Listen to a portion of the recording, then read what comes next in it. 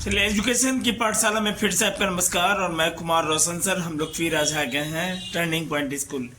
एक ऐसा स्कूल जहां स्वर गुण शिक्षा से संपन्न ज्ञान विज्ञान और संस्कार के साथ हम आज डिस्कस करेंगे, शिक्षा पे चर्चा करेंगे। क्योंकि सीबीएसई बोर्ड एग्जाम बहुत ही नज़दीक है, 15 फरवरी से बोर्ड एग्जाम है। और बोर्ड एग्जाम को लेकर के हमारे साथ सीबीएसई एक्सपर्ट 25 वर्षों से लगातार सीबीएसई में एज ए हेड एग्जामिनर के तौर पे सर रहे हैं उमेश सिंह चौहान साहब, जो समझे कि टर्निंग पॉइंट स्कूल के डायरेक्टर सर हैं। और यहाँ पर नए सत्र को लेकर के भी नामांकन प्रक्रिया चालू है।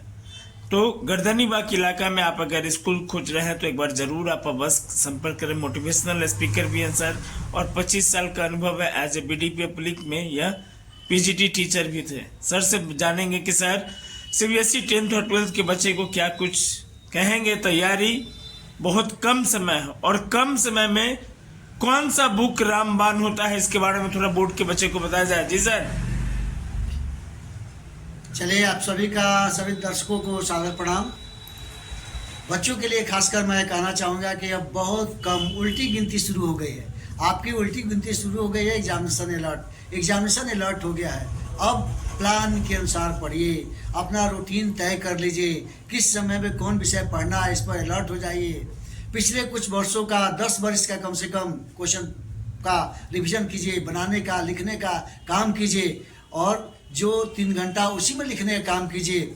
इसके बाद एनसीईआरटी पर विशेष फोकस कीजिए। अपना जो नोट्स बना है उसको पढ़ना स्टार्ट कीजिए, और लिखने का प्रैक्टिस खूब कीजिए। अक्सर बच्चे लिखने में बहुत गड़बड़ी करते हैं। नीट एंड क्लीन लिखे, साफ सुथरा लिखे, कटिंग फटिंग नहीं कीजिए। जो इम्पोर्टेंट मैटर है उसको अंडरलाइन कीजिए, पैरा चेंज कीजिए। जितने अंकों में, जितने वर्ड्स में आंसर लिखने को कहा जा रहा है वही रख के करते क्या है कि कम वर्ड में लिखने के 50 वर्ड में लिखने के लिए बहुत लंबा लिख दे। लंबा है तो उसको शॉर्ट आउट कर दिए। शॉर्टकट नहीं होना चाहिए, नीट एंड क्लीन होना चाहिए। कोई क्वेश्चन छूटना नहीं चाहिए।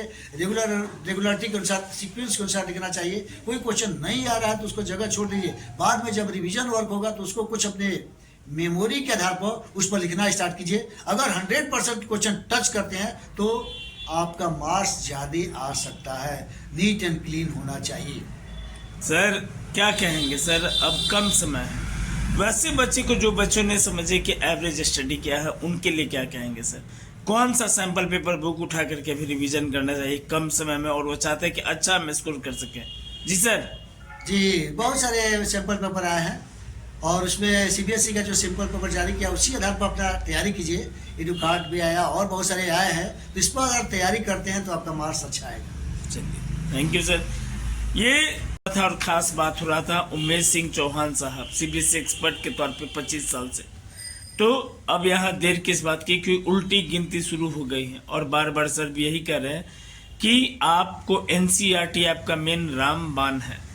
तो एनसीईआरटी, जो बच्चे एनसीईआरटी नहीं पढ़े हैं तो मान लीजिए कि अभी भी समय कम है, और कम समय में मेहनत करना है। तो मेहनत करने के लिए आपको क्या करना होगा कि टाइम टेबल को आप मैनेज कर लीजिए। हर एक सब्जेक्ट को समय अनुसार पढ़िए, तभी जा कर के एडू कार्ड है, बहुत सारे सैम्पल पेपर है। सीबीएसई के जो 2 सैम्पल पेपर हैं, हर एक सब्जेक्ट में 2 सैम्पल पेपर, 2 निकाला गया sample paper, CBSE first, CBSE second. वह दोनों मॉक पेपर को आप तैयार कर लीजिए, और तैयारी कर करके अच्छा स्कोर कर सकते हैं।